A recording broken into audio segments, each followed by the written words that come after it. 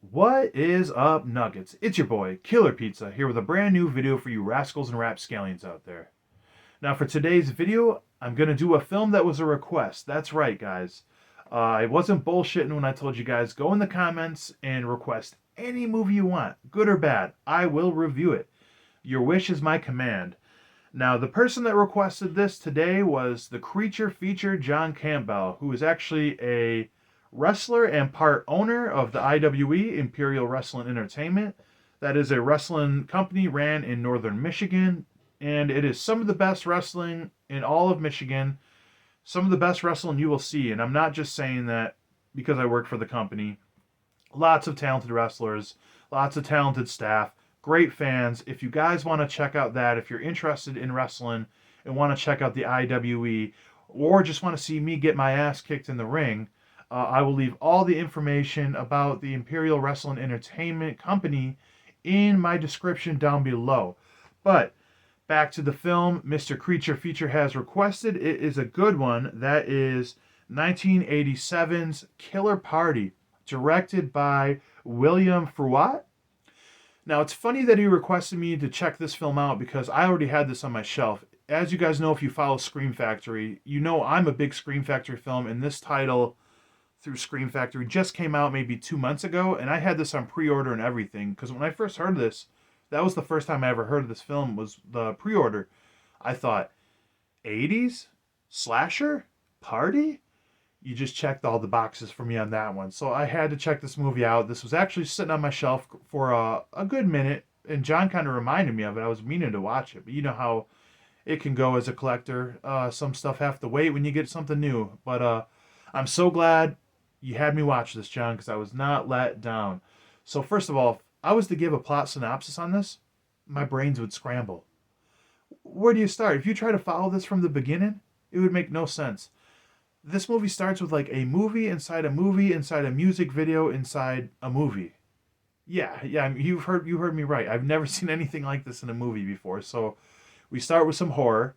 Uh-oh, scary. Then it pops back a couple at the drive-in. They're watching the movie. Okay, cool. And then this uh starts to get a little scary. The girl goes to get popcorn and all these zombies start attacking. But wait, it turns into an 80s hair metal music video, which I'm like, what the fuck is going on? And then when that ends, it's one of the lead girls watching the music video on TV. So I'm like, okay, that was pretty crazy. I just wonder who was putting this together and was like, I got the best idea on how to start this movie. But I mean, I enjoyed it. I'm not a big hair metal fan, but I really liked the song the band was playing. I kind of want to look it up and put it on my playlist for when I'm working because it was 80s personified, and I just love the 80s. So yeah, that happened. And then we get into the plot. There's actually not much meat and bones to this plot. Pretty much we follow three girls who are trying to get into a sorority really bad, and they're getting kind of embarrassed by the sorority and all that. And they're one of their final initiations, or before they get taken in or out, they're gonna have this big party with the sorority girls at this abandoned fraternity house, where apparently back in the day, the wise tale, the urban legend is one of the fraternity pledges got his head guillotined off in a stunt gone wrong. So they're trying to go over there for a costume party on April Fools. So that's pretty much where we're leading to. I know it sounds like there's not much plot, but I mean there really isn't there isn't in a weird way. I don't remember the name of these three lead girls. I just watched this like a week or so ago. But yeah, they all have their own personalities. One girl's kind of the main girl, the go-getter in a way. The other girl's kind of a shy, uptight girl, doesn't want to get in any trouble. And the third girl is kind of this mousy prankster, funny girl. And they all have their own personalities. They all mesh really well together. They're all trying to make it into this pledge. Now, something I really like about this movie, something I like and I don't like. I don't like that it took so long necessarily to get to the kills. This movie took all the way up to the last 15, 20 minutes to get into some real kills, which is beyond the third act, really. It's kind of the later half of the third act. But I didn't like that, but I still liked it at the same time, if that makes sense. Because this movie, though it didn't star like a bunch of children, like Sleepaway Camp, it kind of gave me the same vibe as Sleepaway Camp in a way. Like it just came off as a fun comedy movie. Like this just came off as like a college slapstick comedy. Whereas Sleepaway Camp just comes off as a slapstick like summer camp comedy. And I think that's needed sometimes in horror movies. I don't think every horror movie should be right off the bat like a Saw movie, like, oh, investigation, people are being tortured, blood kill everywhere. I think, because let's put it this way, if a killer broke out of an asylum tonight and came to get me, I'd still be cracking jokes with my friends until he comes to get me. I'm not going to know there's a killer. So I don't understand why some people overact and act dramatic in certain horror movies and overdo it. I think less is more in some ways, where it's funner to play a kind of straight laced as how normal girls this age would act. And it gave more time to have better character development, which is what happened with a lot of these characters. The three women and one guy that becomes a boyfriend, and even this bitchy fraternity girl, and even the second guy who kind of comes in later is like one of the heroes. I mean, you learn more and more about these people's likes and dislikes and their relationships with each other, and you get more invested for when the inevitable kills come. And these three girls came off like they were best friends. I enjoyed just watching them talk to each other through this film. So yeah, that was pretty fun. And this all kind of like accumulates into this big party they're throwing, like I said, in this haunted mansion or whatever. And I'll just say on a side note, I totally thought everything going on was going to end up just being a prank. Because if you've ever seen the movie April Fool's Day, this was happening on April Fool's Day, which, spoiler alert, that does not happen. For one, the killer, I will say, that is kind of walking around at one point when they show, because there is kind of like two killers in a way, arguably. The first killer, they don't got it on the back of the case or nothing. This might be the worst slasher killer outfit I've ever seen. This guy is literally dressed in a full size like aqua suit with a helmet and everything. Like, how mobile would that be? How discreet?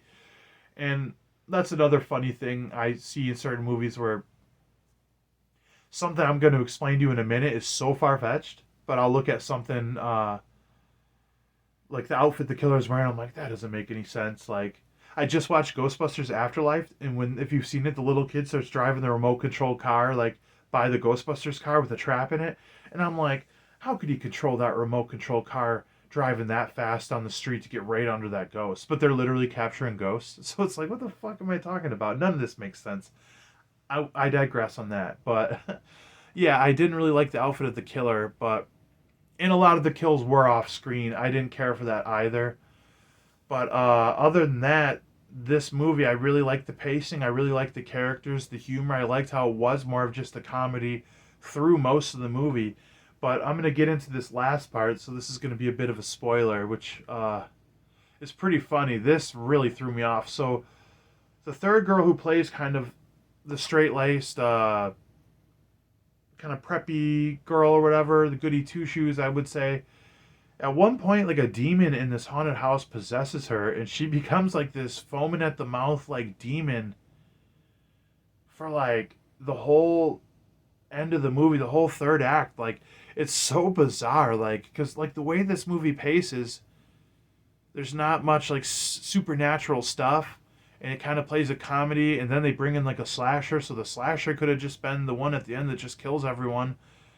But it turns into this girl that's possessed, so I never really knew if she was the one in the Aquaman suit or where that killer went when she showed up. So like that didn't really make any sense to me, but it was a really fun final girl chase where she's chasing, I think the girl's name was Phoebe, I believe, the girl that's kind of the prankster. But she's as a demon chasing her all around, and this is pretty good, the girl, the final girl, she jumps off like the second balcony to get away at one point, and this is something you've never seen in a horror movie either. I'm pretty sure she breaks both her legs. Like, that would definitely happen.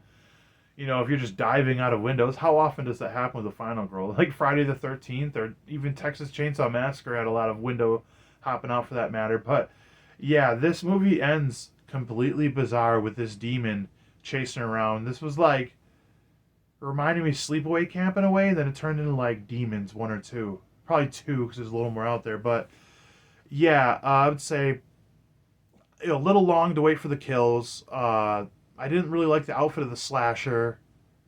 A lot of off-camera kills. I would like to see a little more practical effects. Though we see somebody's head get chopped off in this, I want to say twice. Once there's like a flashback. I could be thinking of another movie, but I know one time one of the girls does it, but it's a prank. But it still gets the same effect when it happens. But other than that, I really liked the character development and the feel of this movie. How it felt just like real people hanging out until the impending doom or danger came out. Because yeah, that's kind of something lost in films these days. The focus on the characters just a little more. And like I said, it really matters. Like I know I mentioned IWE wrestling. If you're a wrestling fan watching this, I'll make a reference to pro wrestling. Like if nobody cares about the good guy, who cares if he wins or loses, right? You got to believe in the character or the actor or the person, the performer, to want to invest in them. And that's a really important thing in almost all forms of theater or entertainment, in my opinion. A lot of horror movies go for that cash grab and just, oh, we'll throw a bunch of kids in the woods and get them killed like this or that, which it's not that easy if you want to make a successful horror movie, in my opinion. But yeah, this was a really good movie. If you want to get the Scream Factory release, like always, it's not a collector's edition, but oh, okay. I thought no reversible slipcover. I guess that is just collector's editions. So scratch that. Price check on a jackass. But yes, I highly suggest this movie. This is a good one to throw on when you have a lot of friends over. This is kind of a popcorn movie. You would say you don't need to pay attention to every aspect of this film, but it's not going to bore you. It's going to be fun the whole time. You get invested in these people. Lots of laughs. There's actually quite a few of pranks in this movie too, because it takes place around April Fools. But yeah, overall, this is definitely a B movie. I wouldn't put this up here with some of my favorite movies of all time, but I loved it, and I'm definitely going to rewatch it. I think this is worth it for any horror fan to check out. But if you are a die-hard collector, big horror head, 100% put this in your collection. So yeah, like I said earlier, if you guys have any suggestions for any movies for me to review, they don't have to just be horror. They could be horror, cult. I'll even dive into a little bit of comedy if you guys want. I got a pretty good comedy collection. So leave some requests down there. Once again, thank you, John Campbell, for requesting this film. Like I said, guys, if you're interested in checking out the IWE, links are in the description. Other than that, hopefully everybody's having a good weekend. Blood, guts, gore. I'll check you next time.